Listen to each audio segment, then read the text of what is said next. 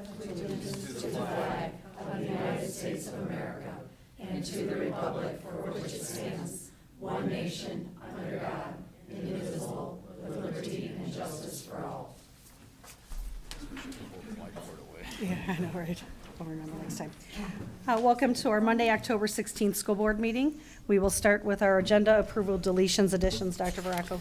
Thank you. You have three revisions to the agenda under Roman numeral 7B1 personnel under Mrs. Castanedas, 7C1 professional leave, Dr. Bracy, and 7D1 professional leave for Mrs. Schuneman, and those amendments are at your stations.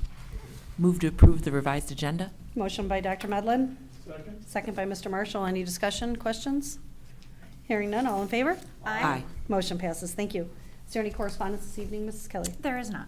All right, we'll move right into our liaison committee updates. Mr. Marshall. Thank you, Madam President. I have nothing to report this evening because of inaction. Thank you. Mrs. Kelly. I also have nothing to report this evening. Dr. Medlin. Nothing to report, thank you. Dr. Malco. Yes, I think that further on tonight in our agenda, we're going to see and hear something from the Lake Central Education Foundation.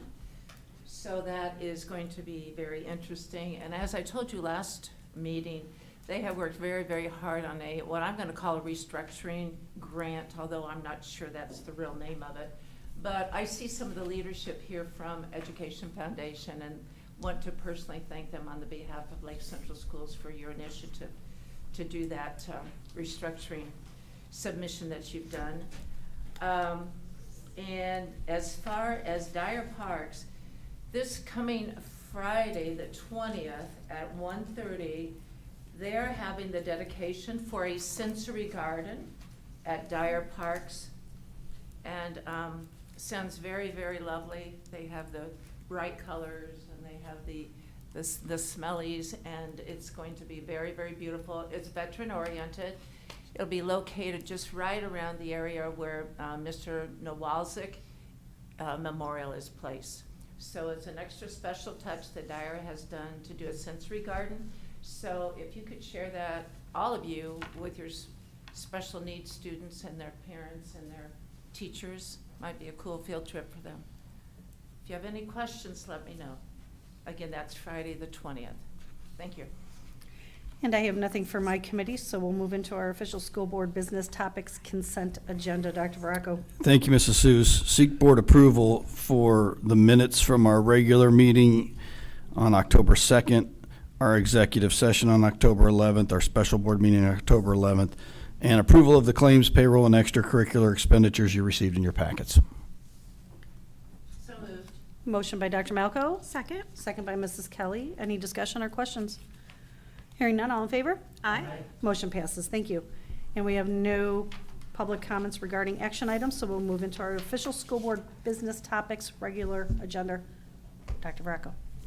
Thank you. My first item is to talk about a consideration of board reorganization, and to be specific about the reorganization, this is to take a look at our current unincorporated board seat, currently held by Mr. Marshall through the end of calendar 2025, and consider at the end of this term to make that a second at-large seat. This is mainly based on the population of the unincorporated area that has continued to decline over the years.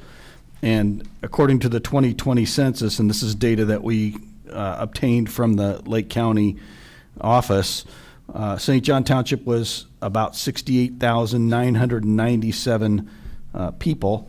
Town of Dyer was 16,515. Town of Schererville, 29,659. And the town of St. John, 20,319. Unincorporated at that time was 2,504.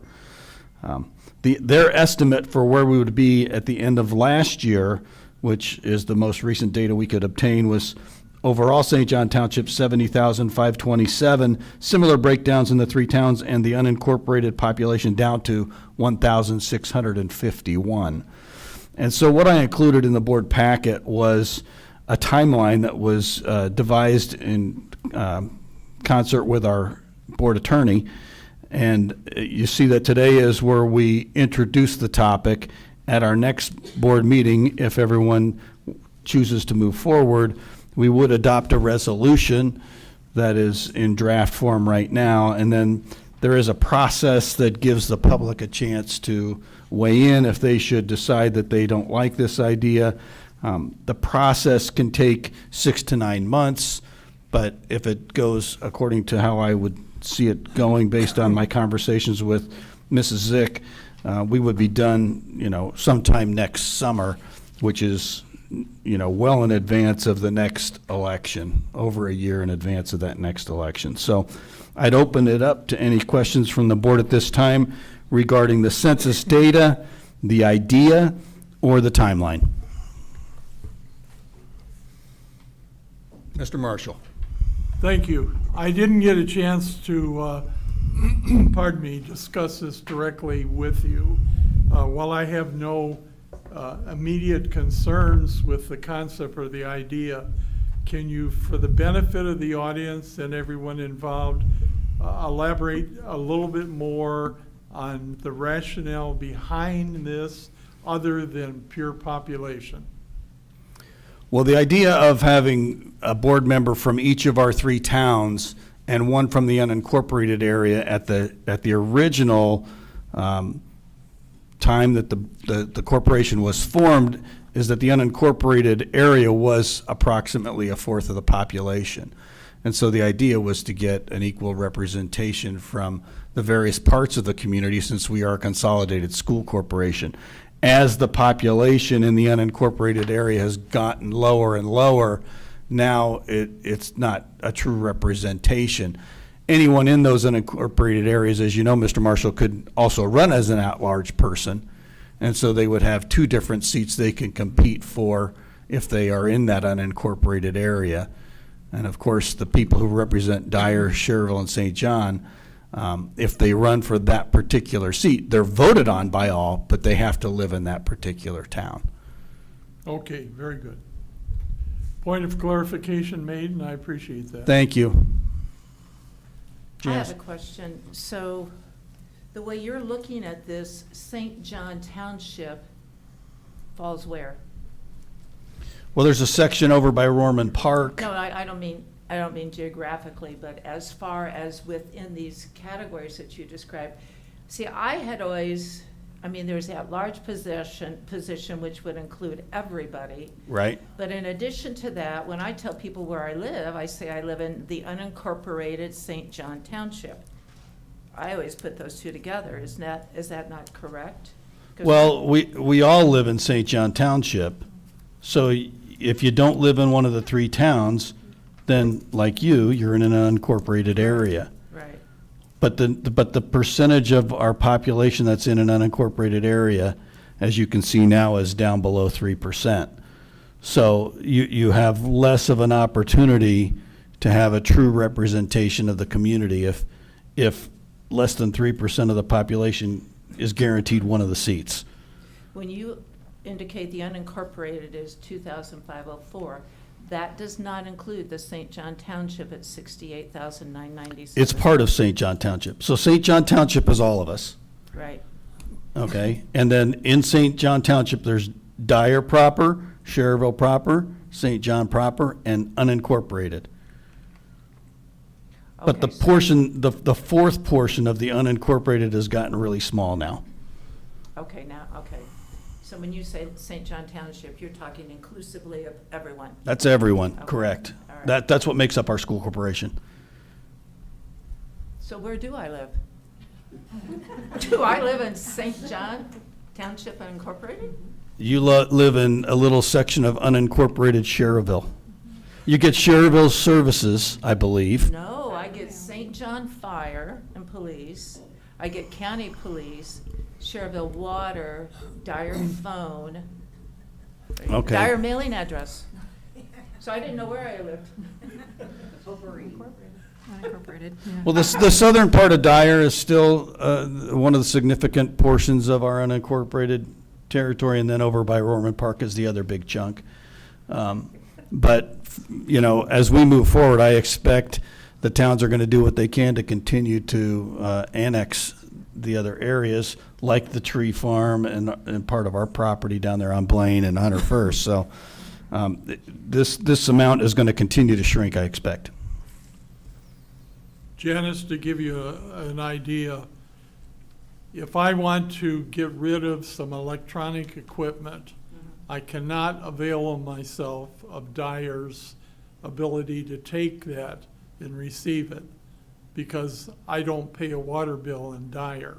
I'm in the unincorporated St. John Township area. So I've got to find another location. You're in a similar situation. Right, I have Cherville water. I don't have Dyer water. Well, But I know it's all so confusing, and then you get to the area of 101st, where some of our children go to Lake Central, some go to Hanover, depending on where their bedrooms are located. Do you remember that from years ago? Remember when we had that issue? I mean, the original township lines were drawn up when it was all farmland back in '57. And so the line does not follow the streets. Right. The line goes straight across, and so it does take a portion of each property. And in the old days, the rule was if your master bedroom was in this township, that's the township you belong to. They opened it up to say if a part of your property is in the township, then you could pick which school system you wanted to attend. that's very true. If you go down Alcott, there's a family today, and I'm not going to use their direct name, it's a Greek family that had children that were good athletes. Fortunately, the master bedroom was in in our area, so they're able to go to Lake Central. Otherwise, they would have been Hanover Central. Can you give us a few more clues? Right? I was gonna say, even I caught on to that one. I just know it's always been rather confusing, and I do remember that from years ago when there was all that discussion about where do these people go to school, yeah. So, okay, that's all my comments. All right, my second item is to seek professional leave, first for Christy Blankenship to attend the statewide nursing conference. We haven't had anybody attend it in quite some time, and so as I saw it come through the DOE newsletter, I suggested to her that she could benefit and bring back information for us, so I seek board approval for that. So moved. Motion by Dr. Malco. I will second that. Any discussion or questions? Hearing none, all in favor? Aye. Motion passes. And then I seek permission to attend myself to the annual superintendent's conference, November 29th, 30th, and December 1st in Indianapolis. So moved. Motion by Dr. Malco, Second? second by Mr. Marshall. Questions, discussion? Hearing none, all in favor? Aye. Motion passes. And now, the moment you've been waiting for, I'd like to introduce Melody Wolf and Sue Schweitzer, I think for sure, and maybe Mike Selgin as well, and anybody else they're going to have to present the Lake Central Education Foundation Grant Round 59. And if one of you could spend a minute talking about the capacity building grant that Dr. Malco asked about, that might be beneficial as well. That would fall on Sue and Mike. Mike, do you want to talk about that? Sure. Okay, go for it, Mike. Go for it. Go for it, Mike.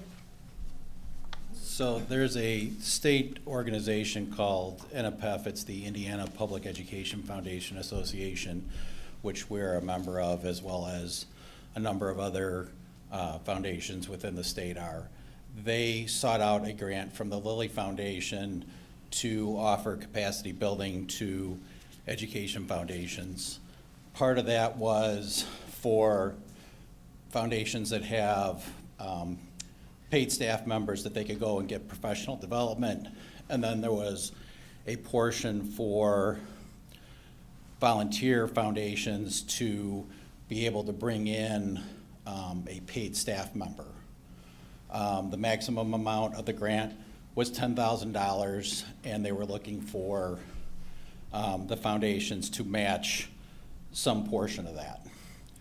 We decided that as a board, we thought it was a good idea because it's been shown that foundations that have paid staff members are able to raise more money and do more things within their school district. And we thought that that was good not only for the foundation, but good for Lake Central and our students and our teachers. And so we put together, there was a number of us that were on the committee. We put together a grant, requested $10,000. We're gonna match $10,000.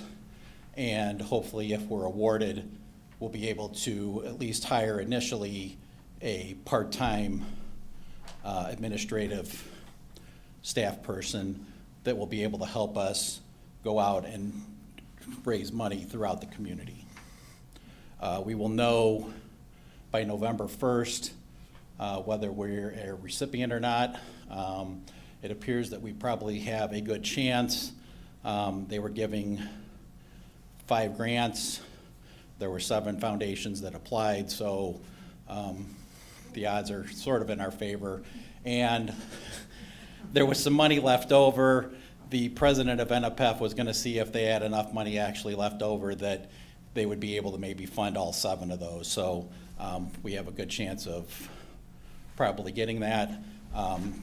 Dr. Baracco was kind enough to put together a letter of support for us to put with our grant, which was we were very appreciative of that, and I think will help us in our quest to get that grant. Any questions? Were you the chairperson of that? I was the chairperson. I read the document, it was very nice, very well done. Thank And you. Well, actually, that the was, reader- it was the committee. Okay. I just kind of went through and cleaned it up, so. Well, there you go, but the reader of it even made the comment that it was very well written, so congratulations on that. Any questions that anybody has? So we can, hopefully, maybe at your November board meeting, we can let you guys know if we were awarded or not. Looking So- forward to hearing that. Thank Yeah, you for thank the information. Thank you. All right, Melody, you're on. Okay.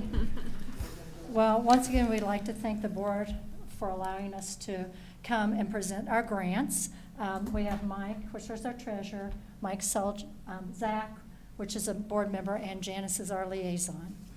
This time we gave 3 grants. We have a total now of 632 grants. Yes.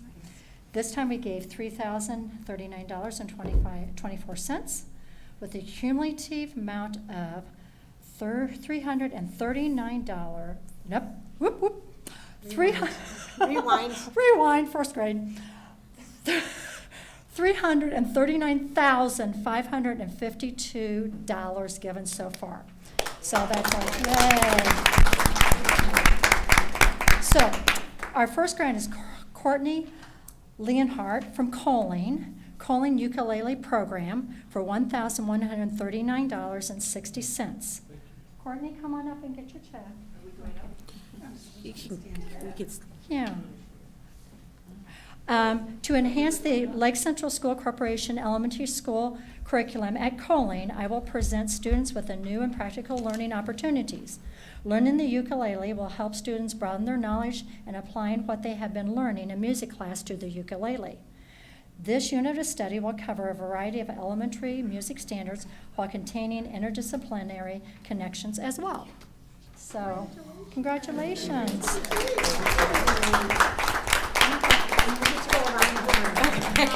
Starting with, you can go all the way. Yes. And I believe you're one of the newer teachers at Coling, right? Yes. This is my first year in the corporation. Really awesome. Yes, yay. Yay. Congratulations are awesome. Yes. Thank you. Good job. Thank you. Yes.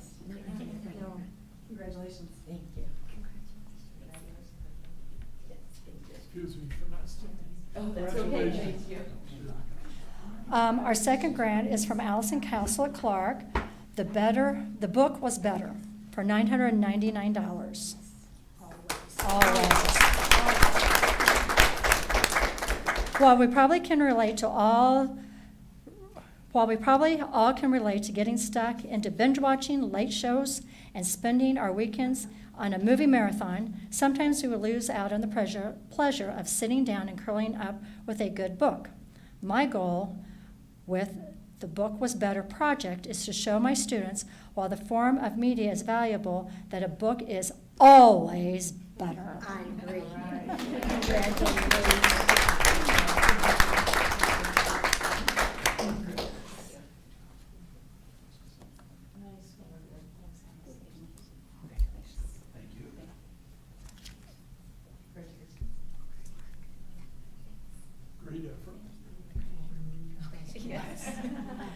So the third grant is from Sydney Hoody from Clark, classroom flexible seating for $900. Many studies have been completed in the last several years showing that flexible seating has a positive impact on student learning and engagement in my classroom. I serve students with a variety of disabilities, including, and not limited to, ADHD, autism, emotional disabilities, and specific learning disabilities. Flexible seating will provide all students I serve with the ability to wobble, rock, bounce, and stand while they complete their work.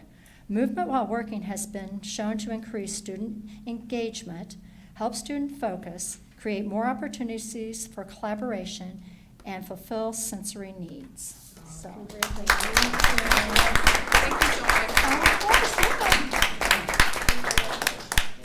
So.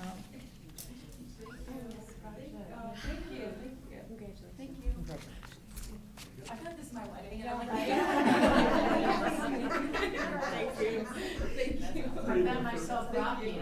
Did you? I was standing there. Thank you. Sydney, can I have you come back up front for a photo and graduation? The photo op. I'm gonna come walk. Well, we're right next door. Let me get the check. Play instruments. Okay, here. All right, will you guys get the letters? Here, Sue, you hold the other end. All right, I'll hold. How does that line? All right, ready? One, two, three. And 1, 2, 3. Can you send those to us? Thank you, Sarah. Okay, before you folks hightail that out of here, since this is why you were here, if you're welcome to stay the rest of the meeting, but before you go, let's hear from Mr. Stanish and maybe Mr. Clark about some Veterans Day stuff. And that's my last agenda item, but come on up, Mr. Stanish.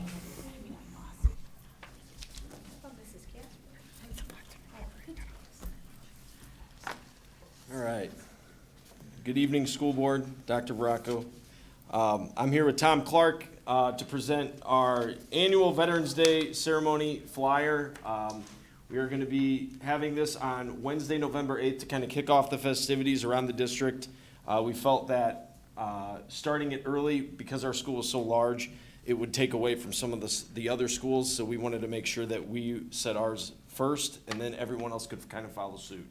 But in the Veterans Day flyer, if you notice, there's a QR code involved. We're doing a T-shirt sale as well. For parts of the proceeds are going to go to fund a touchscreen television that we are going to have put up along the wall that is over by the entrance at door A.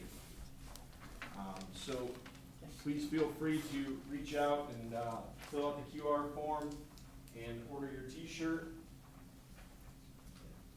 The Veterans Wall will look a lot more beautiful with that nice touchscreen TV on it if we can afford to pay for that. So hopefully, obviously, this isn't going to be a one-year thing.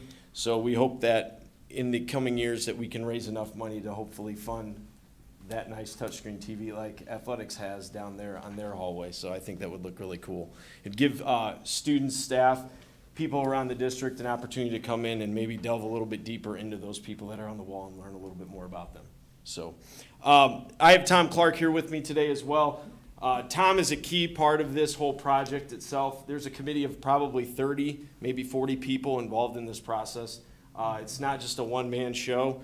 So I brought him along here with me so he can explain a few things as well. I know that the guest speakers are going to be pretty cool, to be honest. We're going to have a really awesome guest speaker. His name's Jim Furlong. He will be basically the guy that is going to be the highlight of the entire ceremony itself. We are going to have some other key people that will be there as well in attendance. But like I said, there's a lot of hands on deck for this project. It's not just something that I myself put together. This is something that is an entire group of people that I feel like echoes the family atmosphere that we have here at the high school. And when we can come together to make something happen, we do it. So I don't know if Tom wants to give a little bit of background on Jim. You want to make sure you go to this Jim Furlong. He's a hero, big time hero. Very, very, he's low key. In Vietnam, he received a Distinguished Service Cross, which is the nation's second highest award for valor. A grenade came into his position. He jumped up, knocked it down with his hand, and then stomped on it, and it took his leg off. So I told him, do the Fetterman look there and wear shorts that day, so the kids know. But he's real modest. He's very modest. I didn't even know about him. One day he walked into the museum, and I just could tell this guy was a Vietnam vet. He had long pants on, and the more I talked to him, he's very reluctant in telling me what he did. He's written a couple books, and he's a fantastic individual. And what you said about this being a family thing, we're going to have the Star Spangled Banner sung by a 1992 graduate, Mrs. Bainbridge. She's an attorney in Dyer. Her husband's Tom Bainbridge. And then we have a very special guest that's coming that doesn't live too far from you. We have Joe Bommersbeck coming. We hope. He's 99 years old. He's been in and out of the hospital. But we're hoping to have him just to say, we had a World War II veteran there that's quite an individual. We had him at this village to speak as a veteran. I swear this guy went an hour without one single note. He is incredible.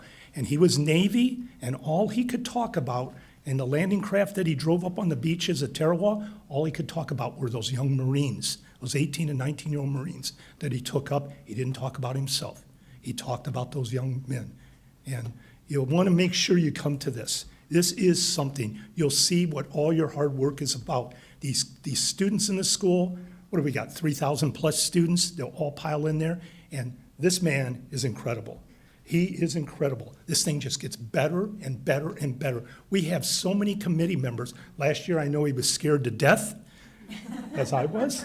But so many people do their jobs and stuff, and he's such a great leader that every just thing fell right into place. But please make sure you come to this. You don't want to miss it. Plus, I think they're giving free breakfast, right? Yeah, free breakfast. Yeah. 7:45 to 8:45 is the breakfast. The ceremony will take place at 9 o'clock. If you guys are coming from other buildings, park at the red lot or the yellow lot. Just to name a few groups, I just wrote down a few things. Our LCTV and our publications department, our local American Legion Post 369 that just recently moved back to St. John, our VFW 717, Tom, our local scout troops, staff and students from within the building. And I think really the biggest thing, and I know Tom hit on it, but the fact that the students are a huge part of this is what I take a lot of pride in, to watch them, to be able to sit back and watch them kind of take this and run with it. I know that when I was at the middle school, it was more of an adult-driven thing. I want to try to make sure this is driven by the kids so they can see what their hard work and effort do as well. So I invite you guys all to show up and be a part of this. It's going to be a pretty special day. So thank you. Thank you. Where's your guest, I'm sorry, go ahead. Where's your guest speaker from? He's from this area. Okay. And, one year I had a kid in my class named Jason Detman. His dad received a Distinguished Service Cross too. He saved 11 people's lives, but they were on separate days, so he wasn't awarded the Medal of Honor. Jim, really, seriously, this guy saved probably the lives of 6 individuals. Now, I don't know if he's gonna talk about doing it. He's a great speaker. That's why we picked him as a speaker, because I've had him up at the Safety Village speaking. So he can get through. Now, he's not, Pat O'Donnell, the guy we've had, the crazy guy. We can't have it. We've had him 3 times. Now, we're gonna have him there as a security blanket, though. And he's gonna introduce Mr. Bommersbeck and talk about Mr. Bommersbeck. And we don't want Mr. Bommersbeck, since he's 99 years old, come up to the podium, but we want him recognized. But you know what's incredible? Is the students, the reaction from the students. In this school, I've noticed, I was here 40 years, I noticed the patriotism and everything. We hear all this stuff about how bad kids are today. Nah, they're great. There's a few bad apples, but the majority of them, and I'm talking 90+% of them, are outstanding. And this is what's gonna bring it out. We need to teach these things to these young people, the sacrifices of people of the past. Absolutely. And finally, to those T-shirts, we're going to have our freshmen, sophomores, and juniors. They're going to be color coordinated too. The seniors have, if you notice when you check that QR code, there's going to be a tie-dye shirt. That's for our seniors and adults if you'd like to purchase that, but we are going to have them color coordinated too. So feel free to buy as many as you want. So, all right, thank you guys. Thank you.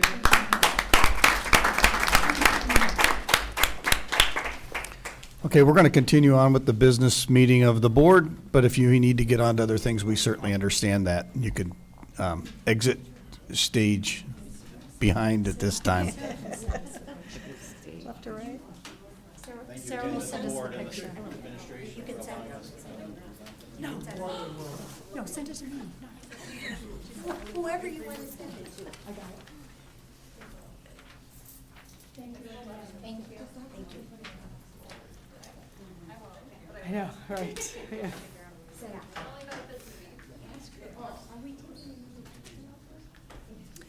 All right, and now we'll move on to our Assistant Superintendent, Mrs. Castaneda. Thank you. For my first item, I am seeking your approval for the personnel recommendations, the revised copy that you received this evening. Motion to approve. We have a motion by Mrs. Kelly, Second. second by Mr. Marshall. Thank you. Any discussion or questions? Hearing none, all in favor? Aye. Motion passes. Thank you. And for my second item, I am seeking your approval for the professional leave requests. Move to approve the professional leave requests. We have a motion by Dr. Medlin, and I will second that. Any discussion or questions? Sure. Mrs. Schuneman, what is KINL? What does that stand for? Keep Indiana Learning. Keep Indiana Learning, okay. And I saw that somewhere out there. Is this a new initiative throughout the state, or what's it all about? Oops. It's part of the Service Center in Indianapolis. They sponsor and host a lot of professional development, and we take advantage of those opportunities. They've been pretty good so far. Good. So you're going down to the one down in Indianapolis area? Is that where you'll go? No, I'm not Oh, going. this is virtual, okay. All right. Are the service centers still providing PD and everything? So the Central Indiana Service Center, which is the one that is really driving the Keep Indiana Learning, they're still very active. Unfortunately, our local one has kind of taken a little bit of a step back and isn't quite as involved in professional development as it used to be. But I feel like the other ones around the state do offer a plethora of things that we can attend as well. Good, that's good. Thank you. Any other questions or discussion? Hearing none, all in favor? Aye. Motion passes. Thank you. Thank you. And then for my last item, I'd actually like to bring up two of our middle school athletic directors to give us their fall report.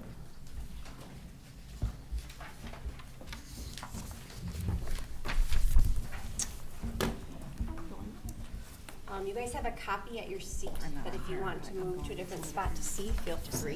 Yeah, first, I think. This just clicks right left. Is it turned on the side?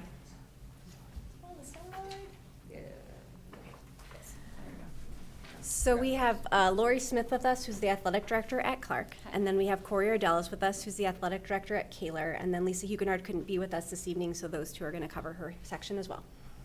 If you have questions, you can email her. No, I just teasing. Totally teasing. I guess. So there's us for fall athletics for Clark. I think they put us in alphabetical order, so you're stuck with me first. I put down our team participation. I put in red our numbers that were down this year. 18 for football was definitely down significant from our team last year. Luckily, Grimmer, we team with Grimmer for football, so their numbers were actually up increasingly, so it kind of balanced out for that. Everything else, or for volleyball, it was neutral, is the same, and then cross country was up a few for each team. But all together, we were down. I think last year we had 104 participants, where this year we were at 92. 2 new coaching staff members was, I'm sorry, that should be Amanda Schilling. I apologize for that. And Edward Dunn is also new to our staff for fall. Yeah, go ahead. Sorry. Our boys conference, they actually went from last year, their record was 3-3, which this year was 6-0, so that was awesome for them to be co-champs. They were co-champs with Hanover. Hanover is new to our conference this year for Lake Middle School Athletic Conference. So unfortunately with the weather, we were not able to reschedule against Hanover. So they were co-champs. For the girls, they were conference champs. Football, our record last year was actually 2-2. And so this year it was up 5-1, which was great. Volleyball, our 7th grade struggled a little bit, but 8th grade stayed strong, 6-1. Luckily for Coach Naveed, that one was Kaler. So he's got some good 8th graders coming up as freshmen. So.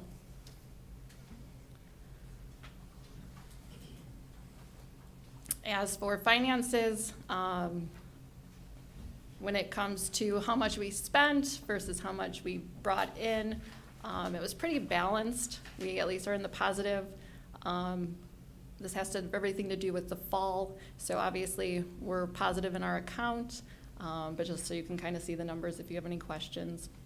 2 things that actually increased this year are the officers, our security for football games. We always hire an officer just for safety, security, and that went up. I believe it was $80 per event last year, and now it's $100. And then our officials have started going up. So volleyball increased this year. We were paying $65 in the past. The officials expect $70 this year, and it's going to increase again to $75.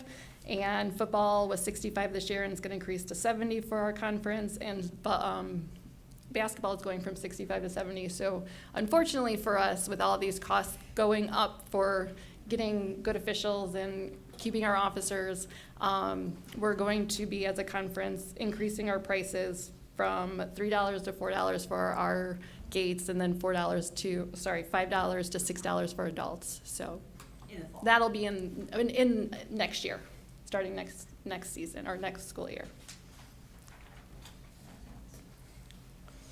There's our teams. This is Grimmer's. So if you have any questions about any of their coaching staff or their numbers, they actually had more athletes than us. 7th grade volleyball, I know there's a new coach because she's a new Kaler teacher as well. I don't know if anybody else is in there.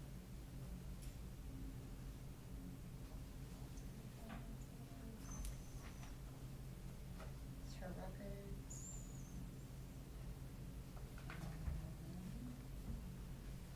Finances, if you want. I know Lisa said that even though her profits were down this year, obviously they do not have football to cover.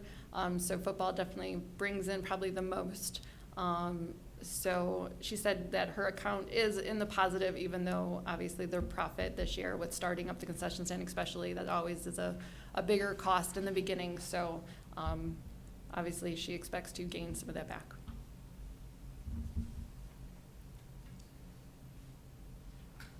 And then she purchased.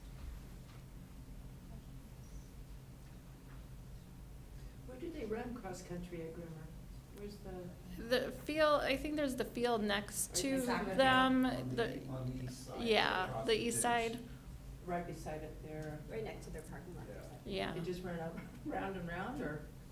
I'm not sure. Uh, I was gonna say, I'm sure it kind of probably goes around Behind the school? behind this, school playground Thank you. area.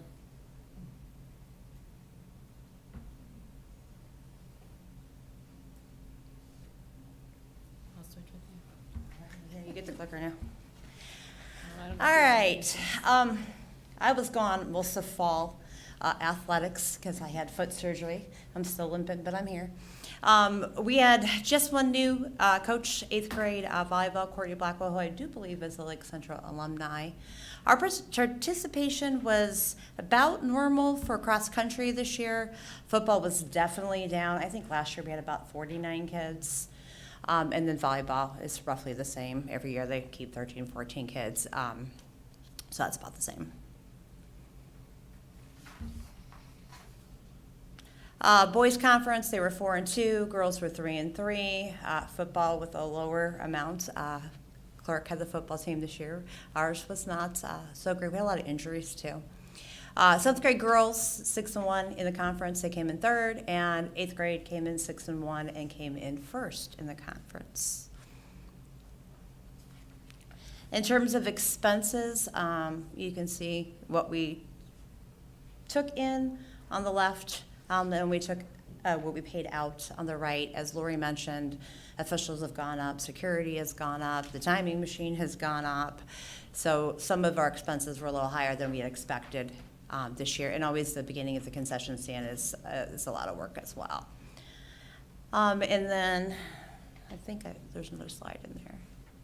Some things that we purchased this year, we got new volleyball nets, new volleyball uniforms, new locks for a lot of our sports, upcoming events. It's girls basketball time for new uniforms, and we're looking at getting the tracking timing machine that Clark also has to help out with track in the spring.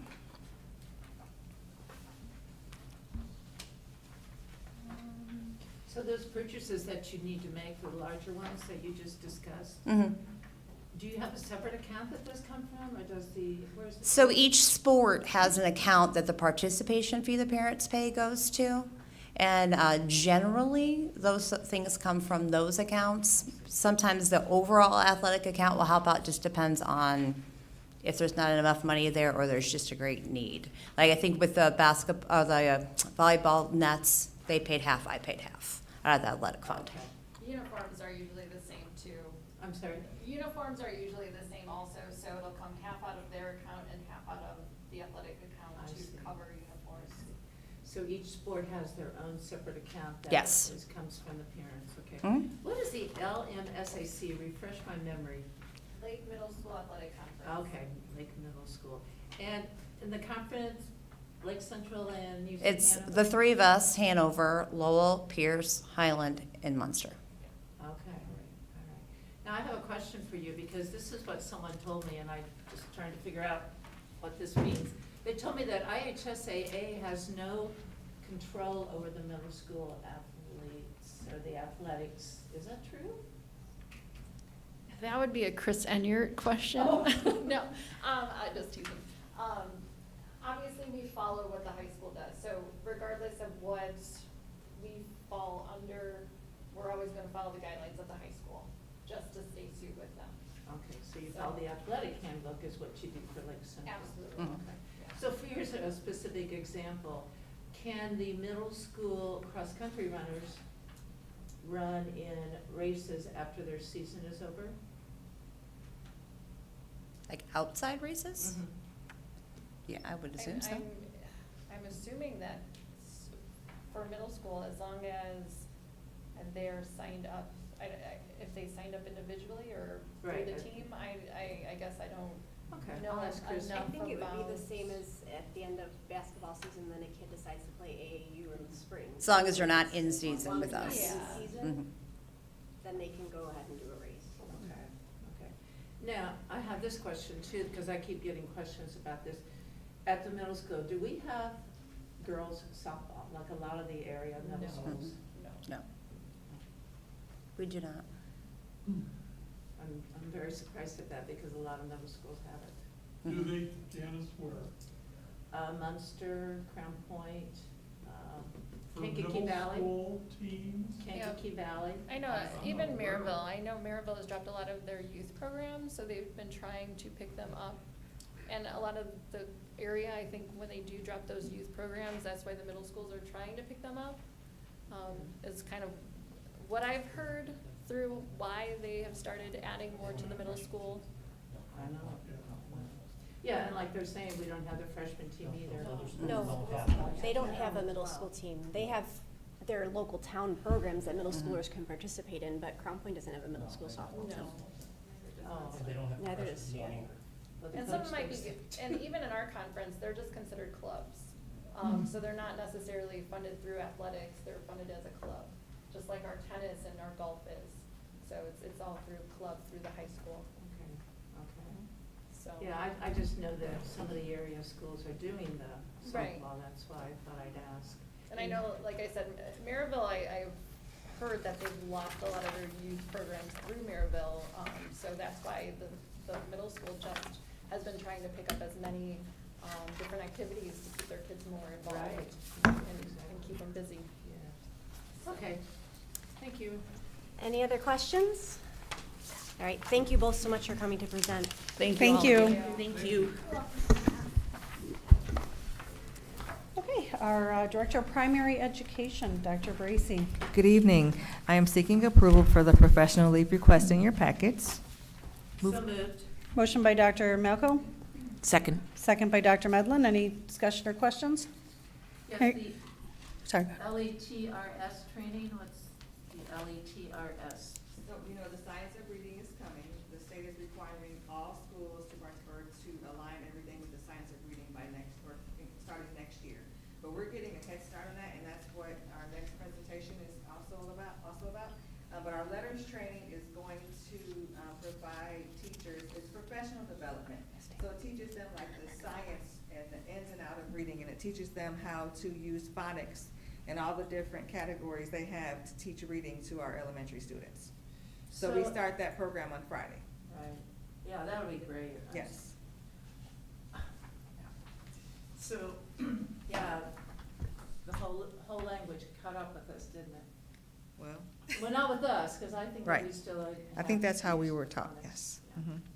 Okay, thank you. So it's a part of us getting that science of reading training in there. Got it, thank you. Speaking of science of reading, and it is coming,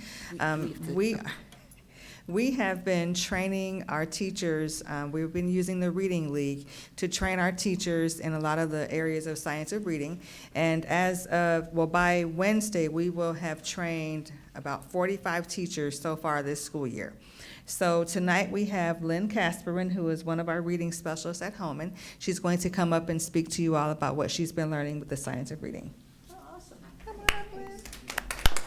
We never approved it. So I just want to start out just by giving you a little handout. I don't want to get too technical, but I think it will kind of give you a couple of ideas on some of the things that I'll be covering. Public speaking is not my forte, so I'm not quite sure why I volunteered to do this. And then my kids said, "You're in a dress." Oh my gosh. I said, yes, I do know how to clean up well when I'm not, running around on the cross country course and basketball courts and beach volleyball courts. So I'd like to start out thanking the board for this opportunity, for this continued development, because even though I've been teaching 33 years and I am a product of the Lake Central Schools, there's always something more to be learned. Our kids are changing, our society is changing, technology is changing. So I know that throughout the years, different programs have come and gone, and sometimes they even rebrand them with just a new name. But I do feel like research-based programs are so important for all teachers to learn from. We are now knowing that not only do we need to know what to teach, but how to teach our kids today. Our students are changing. Technology is changing how our students learn and how they spend their extra time. And whether we like it or not, or agree with it or not, it is changing how they are coming into us. And since I specifically work with K through 4th graders, I have seen that change significant. That being said, we still need to diagnostically test our kids and find out where they're at, where they're coming from, and we also need to check in using those diagnostic tests to know where we need to head next. So I was really happy that in both of the trainings that I have attended, that they did specifically give us some diagnostic tools to use, and they were different in some ways from what we had been using. It's no longer enough to say, do they know their letters, do they know their sounds, because in kindergarten, they don't even recognize their name, lots of them. They don't know how to look at letters. They don't have some of those preschool skills that we just assume our kids are gonna come in with. So we are really having to think a little differently about how to find out what they do know so that we can take them to that next step. I think we are now using this Scarborough's reading rope. So when I was trained in reading recovery, a program that was many, many years ago, I trained for it back in the early 90s. A lot of the data that was used then was from Marie Clay. She was from New Zealand, and she looked at what good readers do and gave us some strategies to teach kids that don't do those things what they need to know. Now we're really getting much more comprehensive with our newer research. So they are now telling us that for language comprehension, our kids need background knowledge. That's changing. I just assumed that all kids would go to the zoo. I assumed that all kids would go to Lake Michigan because we live near Lake Michigan, and they would know about the dunes and they would know about Chicago. And if they didn't, when we went to Lincoln Park Zoo in first grade for that field trip, they had a sense of that. Now they're doing more virtual field trips, or they have to find something on their phone that they're seeing. We are seeing vocabulary as an area that is a big deficit. My kids all went through and they did those god-awful workbooks for vocabulary. But yes, when they took the ACT and the SAT, they needed it, so I admit.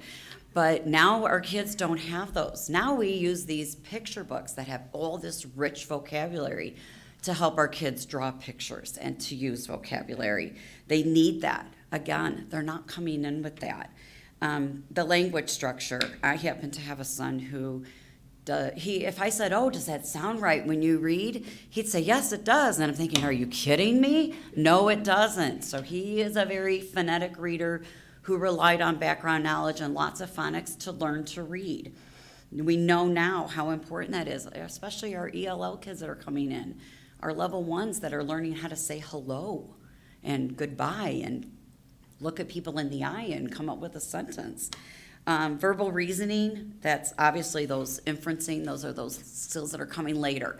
Somebody smiles in a picture, well, that must mean that they're happy. If somebody puts their arms around somebody else in a story, then they're either comforting them. But it may not say, so-and-so put their arms around. They just have to learn those things. They have to figure those things out. Literacy knowledge is also a huge part of this. We have a lot of kids that when I give them a book and I say, show me the front cover, they have no idea. Or I'll say, where do I start reading? And they're pointing right to the picture. So we're learning all these things are all intertwined. Where most of this training that we are receiving right now is coming is more in this word recognition area. We have always known how important phonics were. But now we're learning that it's not enough just to be able to sound out a word and pick out some patterns and do some rhyming words. We need to be very specific and intentional in what we are teaching in phonics. Kids need to be more flexible. They need to be able to change fronts of words, ends of words, vowels in words. There's a very specific sequence that this all needs to be taught. And it can't just be because it happened to show up in this book. It really has to be fast, fluent, automatic, so their brain gets freed up to do all these other things at the top of this rope with the language comprehension. So one of them that I attended was called the 6-Step Lesson Plan. And what I loved is the book that we got afterwards, I was able to delve into a little bit on that half day off after doing what we needed to do with data. And it gave very specific things to, this is where you need to start if your kids are showing this on the diagnostic test, and this is what it needs to look like. And a lot of it was verbal, a lot of it was visual, and a lot of it was very flexible. It is no longer enough to learn certain sight words. They have to focus in on they. It should be T-H-A-Y, that it's T-H-E-Y. So you need to teach that specifically. It's not enough to go had to have, and then has maybe. They have to then be able to change fronts, backs, middles. And if they can do that, then their brain can be freed up for all this comprehension. So I loved that it was very specific. The plans are right there. As I don't have to make these up anymore. Do you know how much time I spend every week making this stuff up so that I got it all ready to go with my group? And then, of course, it doesn't go like I thought it would. But that's just life.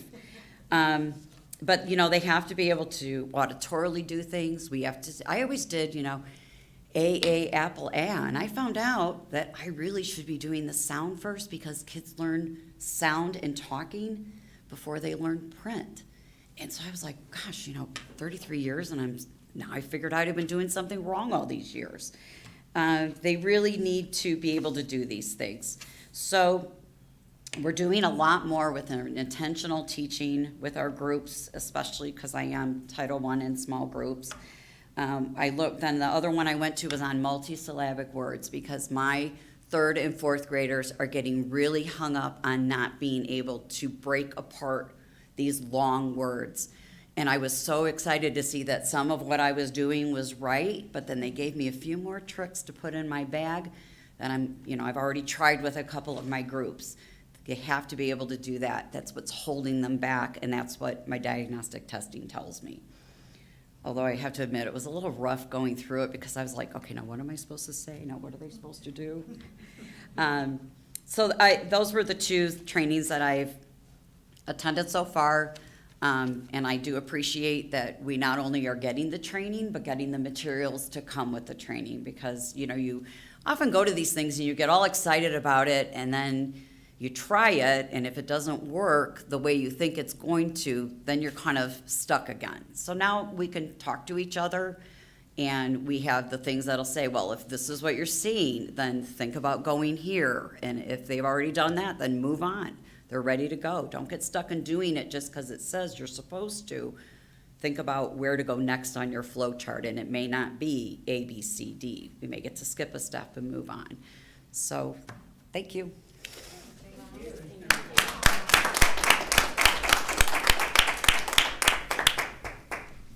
Thank you. We need to go back to the professional leave request, and I need to ask, all in favor? Aye. Any opposed? Your motion passes. And now our Director of Secondary Education, Mrs. Schoeneman. Thank you. For my first item, I'm seeking your approval for the professional leave request that you have received in your board packet. So moved. Motion by Mr. Marshall, Second. second by Dr. Malco. Any questions, discussion? Hearing none, all in favor? Aye. Motion passes. Thank you. Thank you. For my second item, I'm seeking your approval for the field trip request that you have also received in your board packet. Motion to approve? Motion by Mrs. Kelly, Second. second by Mr. Marshall. Questions, discussion? All in favor? Aye. Motion passes. Thank you. And now our Director of Student Services, Mrs. Gramala. Thank you. I am seeking your approval for the professional leave requests that were included in the board packet. Move to approve. Motion by Mr. Marshall, Second. second by Dr. Medlin. Any discussion, questions? All in favor? Aye. Motion passes. Thank you. And right into our Director of Facilities, Mr. Ledgard. Thank you. Thank you, Mrs. Seuss. My regular items here, just an update on the capital projects. On the Bibbage project, last week was tough with the weather, so we didn't get a lot of the site work done we had planned, but that's on tap for this week. We're doing some final grading there tomorrow, and we are hoping to start paving tomorrow afternoon and Wednesday and Thursday and have a little binder down. We have about 80% of the light pole bases poured. The 10 classroom addition, all the split face block is done. We should finish the 4 classroom addition split face block early next week. All the framing's done on the cafeteria addition. We are wrapping up the mechanical rough-ins on the 10 classroom addition, and in fact, we have final inspections from the town of Dyer on Friday for that addition, and we have already started the 4 classroom addition as well. We are getting window frames into this week, so we'll start setting window frames next week. As I said, the last meeting, all the roofing's done on all 3 additions. So we'll start, once we get the window frames in, we'll start drywalling here in a couple weeks. We'll get temporary enclosures, so things are going fairly well out there. Any questions on Bibbage? Without any, moving on to Grimmer, we are pretty well substantially complete there. All the low voltage wiring is about 95% complete. We just got some exhaust fans to wrap up this week. The electrician, we're waiting on some breakers for our new boiler. It's supposed to be in the end of this week, and then we have the new boiler start up a week from Wednesday on the 25th. And after that's done, we're just waiting on that unit. I've told you it's been delayed. I should have a better handle on the next board meeting when that's coming in. Should find out that here later this week. And the electrician's got some minor maintenance lighting in the mezzanines here after next week. Any questions on Grimmer? The varsity baseball lights, we We have finished wiring the lights on both the softball and the baseball field. We've started the panel work at the maintenance building and the baseball building, and all my parts should be here by end of the week. So that has been updated. In fact, we have tentatively scheduled a shutdown for Saturday morning here at the high school to tie in everything. So we'd like to tie it in this weekend, and then the week after fall break, we will start minor hookups on the outside, and we want to test the lights sometime probably right around the 1st November before the ground freezes to make sure everything's in working order. So hopefully by our next board meeting, I'll be able to tell you some good news that all the lights are up and working. That's the plan. Mr. Ledyard? Yes? The security light that you put out back behind for the band, Mm-hmm. that has really helped the situation. Oh, good. Yeah, so I wanted to thank you for providing that, because it was so dark there before. Now it's obviously well lit and very safe, so thank you for that. You're welcome.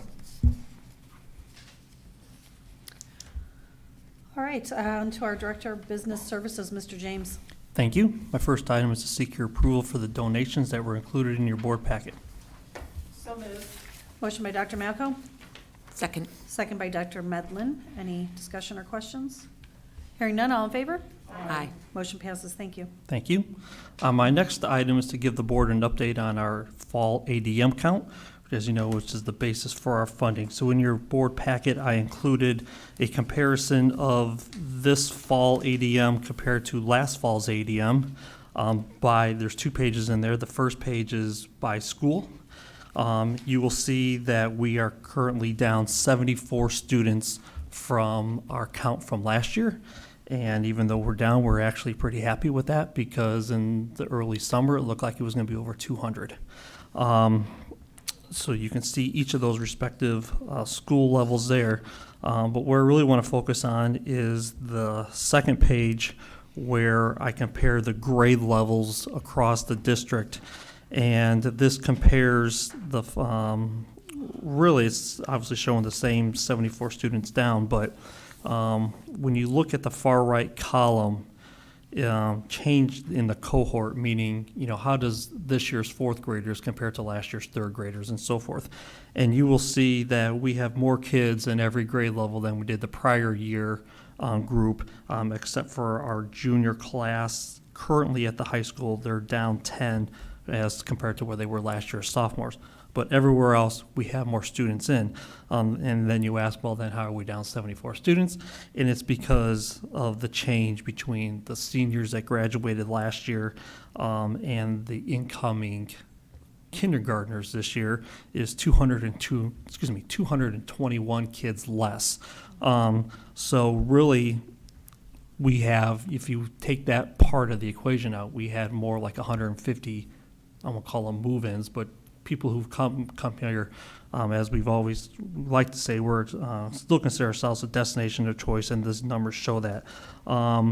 If you look in, just another thing I want to bring up is in that fall of 2023 count, if we look down at those grade levels, our current senior class is still slightly over 800 students, but as of right now, this is kind of the last one where then we see a drop, where our junior class is 756, sophomore 752, and then we're actually at 674 for our 9th graders. So this can be one, after this current school year, maybe the difference between the seniors and the incoming kindergartners won't be over 200, maybe it'll be less, and then we'll see how the overall demographics go, moving forward.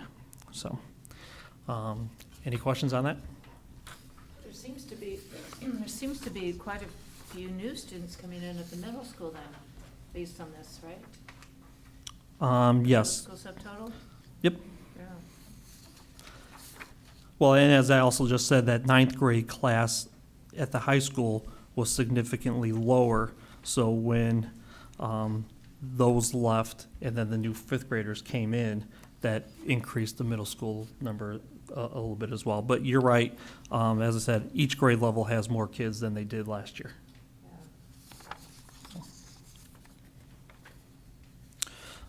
Okay, any more questions? No, thanks. Okay, then we're at the end of the quarter, at the end of September was, so I'm going to give the board our quarterly financial report. So at your station, I have two legal size spreadsheets. First, I will talk about the one, if you look in the top left corner, it says 2023 calendar year cash flow for our education fund.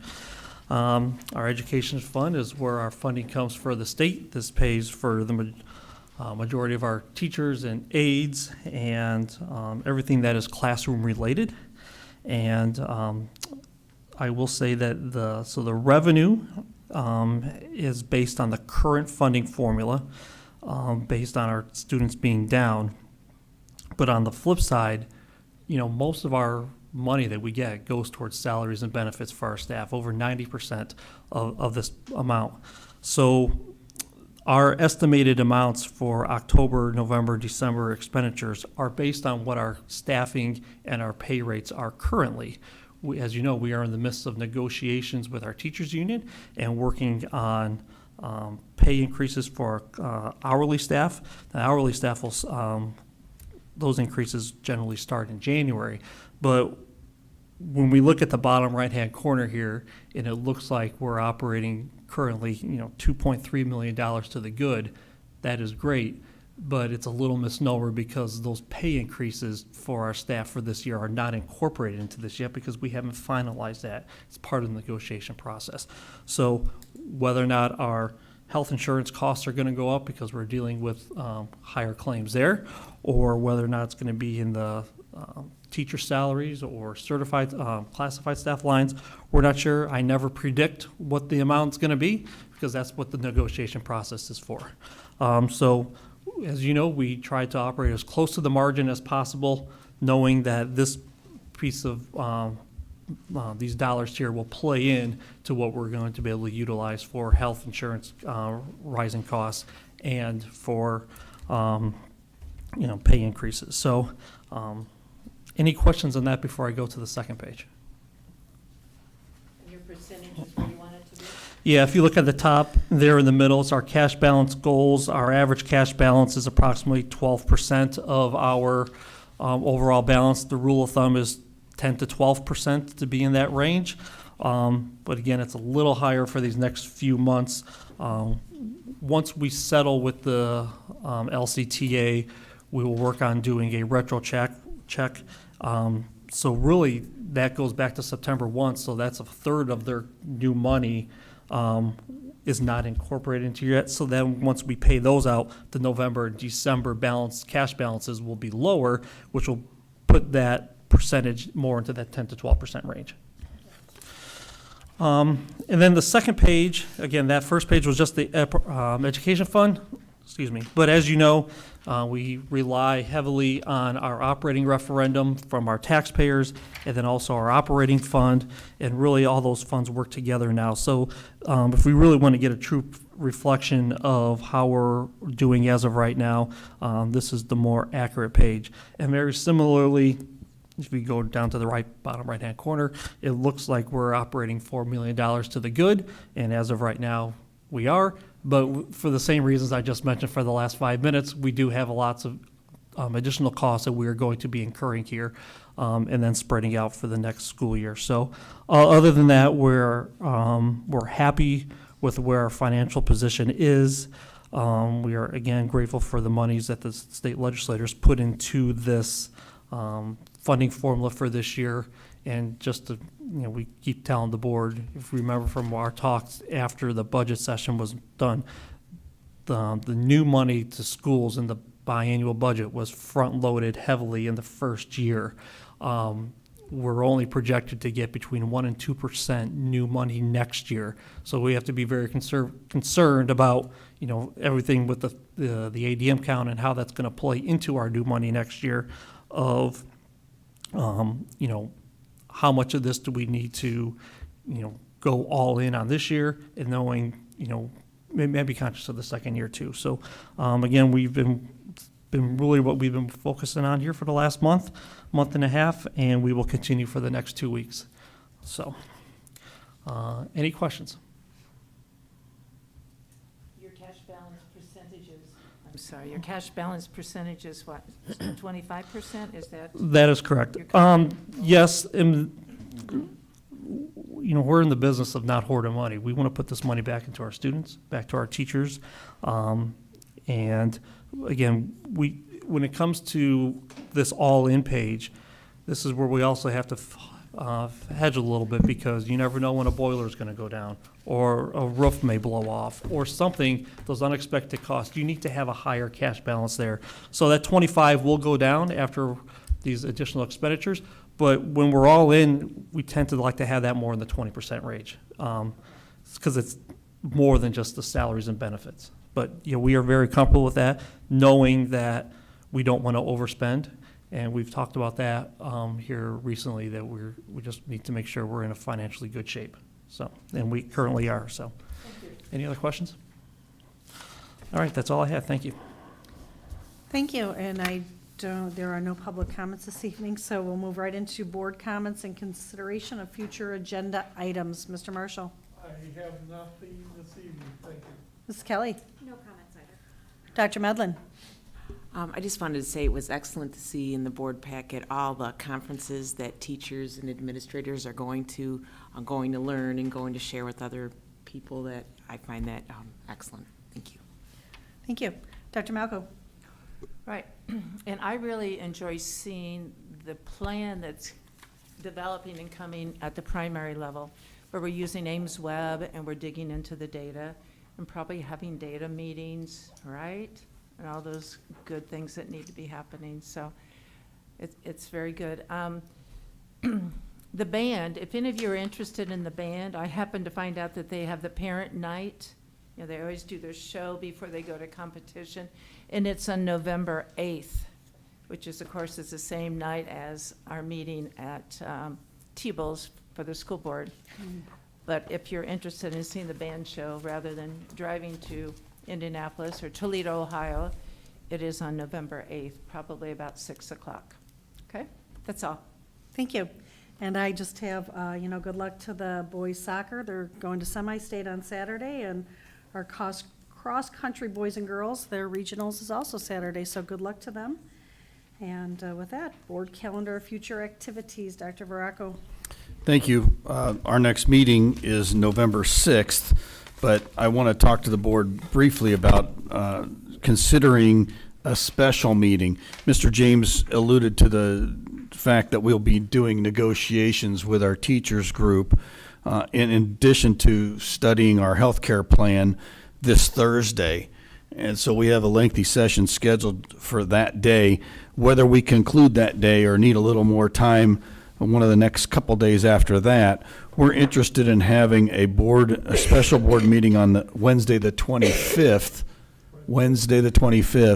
at 6 p.m. It will be a one-item agenda, and that will just be for the board to, in a public forum, hear the tentative agreement. After that tentative agreement is heard in public, you don't take action. It just gives everybody a chance to hear what the changes will be, what the raises will be for classified and certified staff. Then it goes back into the teachers' court. They'll go for their ratification, and then we can come back on November 6th for the board to actually vote on it at that time.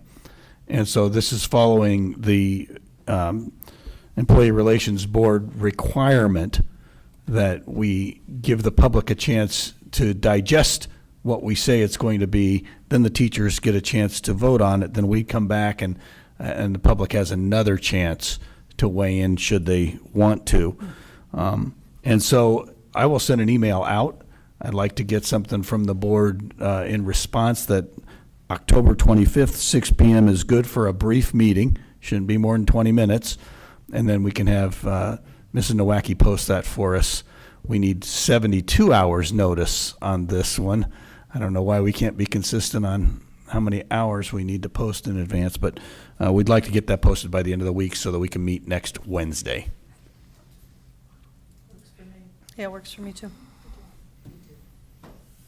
Howard, if you can say yes, then I want to send an email. Yes? All right. That's great.